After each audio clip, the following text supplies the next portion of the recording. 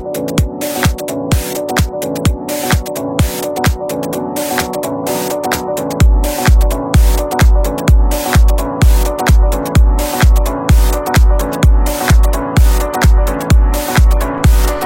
à tous, donc voilà, je voulais vous faire une petite vidéo donc sur iBooks.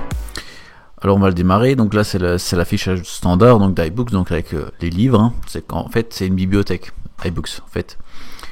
Donc on a différents types d'affichage de cette fameuse bibliothèque. Donc en appuyant donc sur le petit bouton en haut à gauche que vous voyez, donc les petites barres en fait avec le point, en fait on change d'affichage, donc vous voyez en affichage plus spécifique ou en livre, que en livre, donc comme une bibliothèque un peu plus classique, voilà.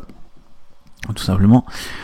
Après donc on a donc cette interface elle est très facile à comprendre, donc on peut choisir donc soit des livres, soit des PDF, donc les PDF vous savez ce que c'est, donc c'est tout ce qui est manuel d'utilisation, tout ça, certains.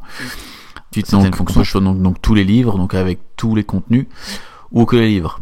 Donc là on va choisir un livre au hasard, bon, un livre qui est très long, donc celui-ci, donc là on arrive donc sur une lecture tout à fait classique et banale. Donc là, il fait quoi en bas avec la petite barre? Il est en train de charger tout simplement le nombre de pages qu'il y a par rapport à la taille de la police. C'est un peu con à dire, hein. Mais il adapte le nombre de pages à la taille de la police. Si vous avez une police très grande, vous aurez plus de pages que si vous en avez une plus petite. Logique, puisqu'on peut mettre plus de mots sur une seule page. Donc là, on feuillette les pages donc de gauche à droite, hein, comme un simple livre, hein, tout à fait classique, il n'y a rien de neuf. Après, donc, en appuyant sur le A en haut à droite, donc vous voyez, on peut augmenter ou baisser la luminosité en maintenant cette barre. Donc pour adapter la luminosité de l'écran donc sur la lecture, suivant la pièce que vous avez, ainsi de suite, donc c'est vachement important. Après vous avez le petit A et le grand A, donc qui sert à augmenter et à baisser la taille de la police. Donc tout simplement à ce que vous pouvez ici me voir, et dès que vous changez la taille de la police et vous restez sur cette taille, il va tout de suite indexer le nombre de pages, vous voyez, donc il recharge, là il vous reste 700 et quelques pages, tout simplement. Après vous pouvez changer de la lumière, donc soit c'est blanc, soit c'est sépia, soit c'est nuit. Donc nuit, donc le fond est complètement noir et l'écriture est blanche, donc ça peut être bien. Moi je conseille plutôt sépia, mais j'aime pas trop. Après en appuyant donc sur le bouton faire défiler, qu'est-ce qui se passe? Et ben en fait il n'y a plus de pages du tout. Il y a absolument plus de pages, hein. C'est simplement un long texte qui défile tout le temps. Donc on arrive sur une lecture que je déconseille pour des livres, hein. Pour des PDF c'est génial parce qu'il n'y a pas mieux.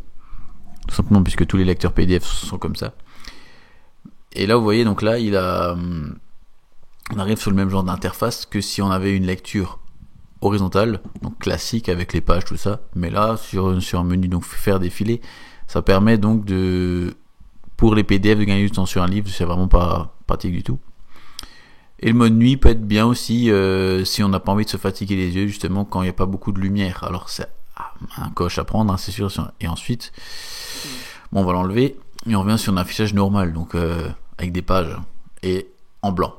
On va rester classique. Et on peut même, vous voyez, on peut même changer la police. Donc si celle-ci vous convient pas, vous pouvez changer. Et donc là où il y a le petit logo nuage avec une flèche qui descend, c'est simplement qu'il faut télécharger le contenu dedans.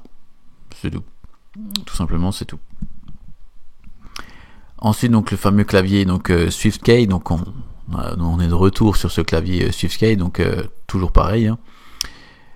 On écrit un mot au hasard, hein, dans la barre dans la petite loupe, et la petite loupe en fait sert à faire des recherches dans tout le livre que vous avez.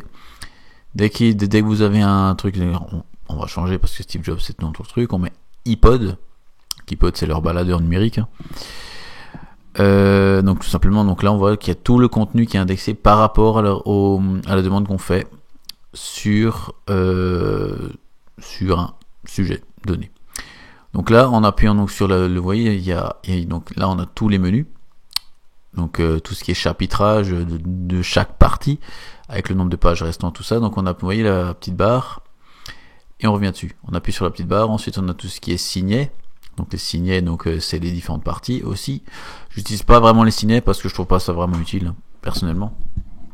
Les notes suffisent largement, il n'y a pas besoin de signer en plus. Ensuite donc on maintient, et pour voir par rapport à des mots. Donc simplement on maintient, on appuie sur surligner. Donc sur surligner on choisit le type de surlignage qu'on veut. Celui-ci par exemple. et donc on crée une note donc par rapport à la flamme, et ensuite on va écrire quelque chose qui sera indexé par ce mot. Donc exemple, on va marquer la flamme, et après on met dans quel but, voilà, dans quel but.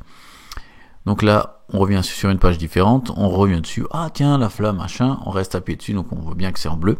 Par exemple, on appuie dessus dans la marge au petit carré, et là on voit quelle était donc la note qui était ajoutée pour la zone de texte sélectionnée. C'est pas forcément un mot, ça peut être un paragraphe entier. Il faut comprendre que c'est pas mal ça. Ou on fait un surligné classique, ou on la supprime. Bon, sur une supprimer surlignage, on l'enlève, on passe à autre chose.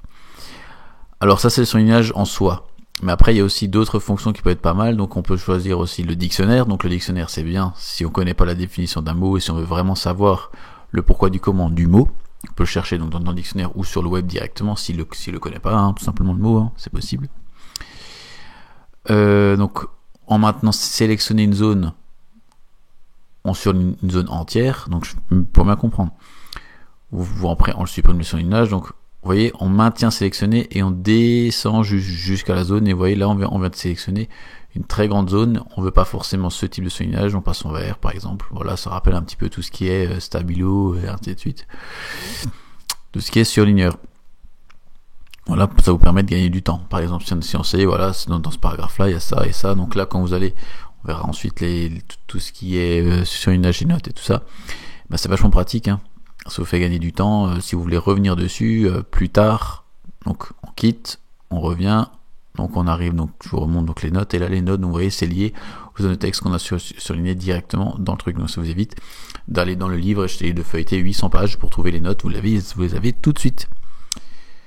Qu'est-ce qu'on pourrait dire d'autre par rapport à ça? Donc là tout ce qui est taille, donc le défilement, les zones de page, et aussi vous voyez en haut il y a un bandeau rouge.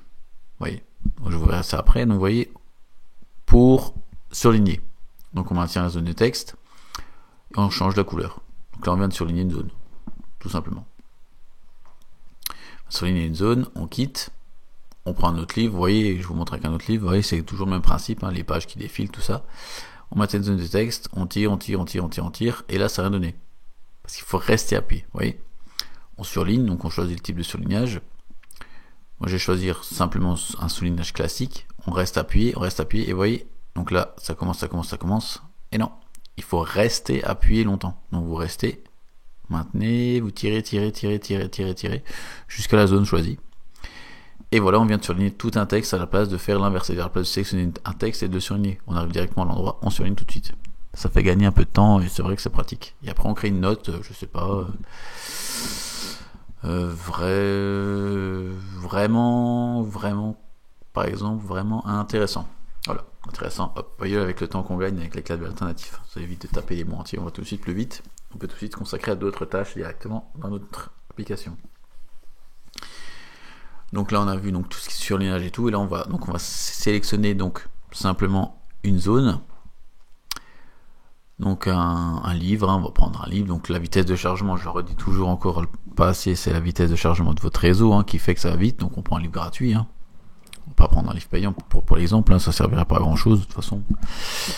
Le livre que je vais vous montrer c'est un livre payant par exemple, Jobs. Donc on prend un livre, hein, tout ce qui est plus classique. On appuie donc sur obtenir. Donc obtenir c'est gratuit, hein. Aujourd'hui obtenir ça équivaut à gratuit, hein. On va comprendre ça. On reste obtenir et hop, et là on sélectionne donc on inscrit notre mot de passe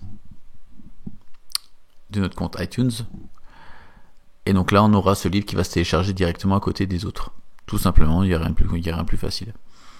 Après je voulais vous montrer une petite fonction sympa aussi, c'était donc le fameux marque-page. Donc vous voyez le petit icône en haut, on ferme le logiciel, on revient, on quitte le truc, on revient dessus, et là vous voyez on redémarre iBooks, donc c'est comme si on venait de le redémarrer. On appuie dessus et là on se retrouve directement à l'endroit du marque-page choisi. C'est valable pour tous les livres. C'est un truc, c'est une fonction toute bête, toute simple, toute facile, et vraiment bien gérée. Alors on a quoi d'autre? Donc on a aussi tout ce qui est PDF, donc on appuie dessus simplement, donc là un affichage par page, tout ce qui est le plus classique, hein. On pourrait aussi choisir le défilement, hein. C'est aussi simple que ça. Oui, à vous de voir les choses plus loin. Donc là, les PDF en général, c'est tout ce qui est entreprise. Donc là, je vous montre un petit truc. Donc c'est sur les appareils photo EOS de Canon. Donc rien de très complexe en soi. C'est EOS tout simplement. Canon, donc les appareils photo. Donc là, je suis sur une lecture de PDF classique. Donc c'est une brochure simplement de l'entreprise qui est distribuée par son site. Voilà, tout simplement. Donc là, tout ce qui était PDF. Donc là, le changement de mode de vue nouveau par ce petit bouton en gauche. Et donc on peut choisir donc dans les achats. Et donc voilà, donc c'était une petite vidéo sympa donc sur iBooks. Donc là, c'était vraiment pour vous montrer que iBooks c'est vraiment un super petit logiciel donc pour lire tout ce qui est livre, mais aussi PDF. Ça on l'oublie souvent. C'est aussi un lecteur de PDF. Il n'y a pas besoin d'installer le lecteur de PDF si on a déjà iBooks installé. Il me semble d'ailleurs que c'est installé d'office maintenant. Je ne suis pas sûr, mais il me semble. Donc vous voyez, donc vous pouvez tout faire avec cette application, tout gérer, les couleurs, le musté, la taille de la police, la police, l'affichage, le rétroéclairage, vraiment tout ce qu'on veut. Donc voilà, donc merci à tous donc d'avoir regardé donc la vidéo d'utilisation donc sur iBooks. Donc c'est une liseuse d'Apple ou PDF aussi. Donc merci à tous et je vous dis à bientôt. Merci, salut.